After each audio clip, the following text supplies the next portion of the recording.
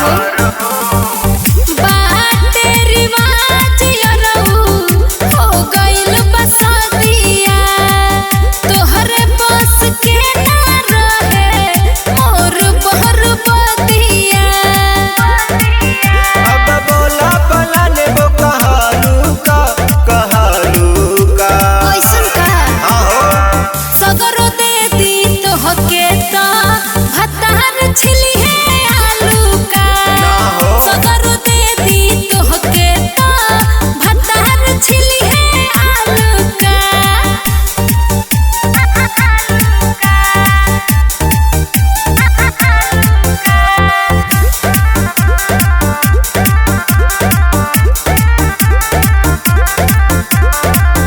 यारवा से ज्यादा मजा देई ना सजनवा अच्छा शहर बुझाई जब देबू धयनवा घर परिवार के मोर रहे मजबूरी हो यार सोनू सावन तोहसे करे पड़ दूरी हो चंद्रभान से काई किसी आलू का तो सुना सगरो दे दी तोहके त